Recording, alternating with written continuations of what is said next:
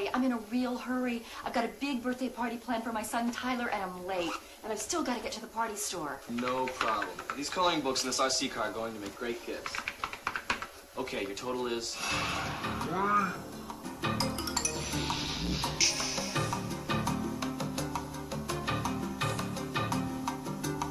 Near the end of 1984, Kenner was feeling the lack of sales for the Star Wars toys, and they had a lot of overstock in their warehouse. Toy stores were even returning some of the cases if they couldn't clearance out the figures. What was Kenner to do with all the overstock? They had to get them out of the warehouse, and cheap. They would take their overstock and repack them in a 2-pack at a dirt cheap price. Sometime around the end of 1984 or early 1985, Return of the Jedi 2-pack figures were sent to discount toy stores. Most of them were sent to KB Toys, the biggest discount toy store at the time, but other smaller discount toy stores seemed to have got them. The figures were sold at KB for $1.99, but would be quickly marked down to around $1.49 or cheaper.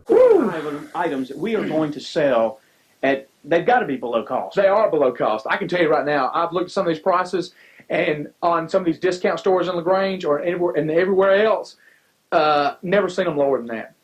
Never seen them lower than that. Even on their falling price today, never seen them lower than that. I mean, that's why this product just blows out immediately. In 1983, a lot of those stores were selling figures already for $1.99. So this was like buying one and getting another one free. And with that 50 cent or more markdown, it was even a better deal. The figures were packed randomly, with no real rhyme or reason. It seems workers at Kenner would just take 2 figures and throw them in the bubble.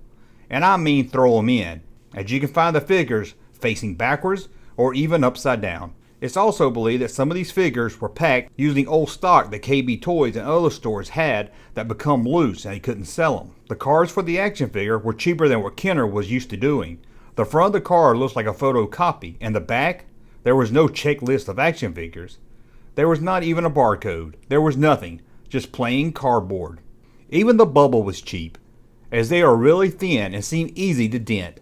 However, the bubbles for these figures don't seem to turn yellow. They are much like the flimsy bubbles used for the Tri-Logo figures. The bubble would have 2 compartments to keep each figure separate. Kenner seemed to be using overstock that wasn't even complete figures. A lot of the figures would be packed on the card without their weapons, cape, helmet, or whatever. The oddest thing, as far as I can find out, no 3PO with removable limbs have been found in the 2-pack, but the normal 3PO has.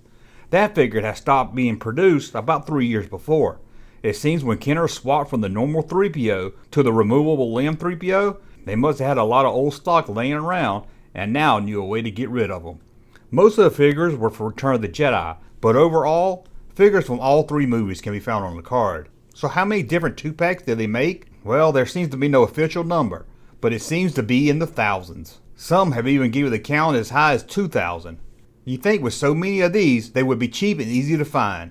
Well, they're not. They're rare and hardly turn up. I looked on eBay just today and found 2 for sale, but when I searched sold sales, I couldn't find any. Even if there were 1,000 of these produced, it seems there wasn't a lot of them out there. It seems that Biff Tuna is the easiest to find on the card, so he must have been a slow-selling character, or Kenner just happened to make way too many of him. Collectors seem to really bought these up early and hung on to them. Plus, with the cheap bubble, over the time they probably became damaged, and the bubble fell off. After all, these were probably just thrown in the clearance bin at KB Toys, and kids that were still buying Star Wars dug through them looking for the 2 figures they wanted.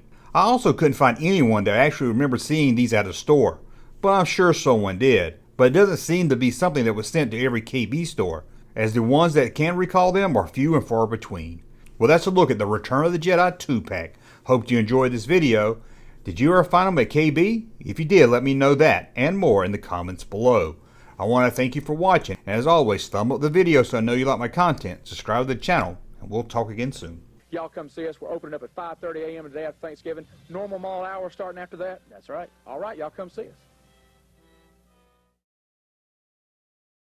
Junkman. Thank you, sir, for that unsolicited testimony.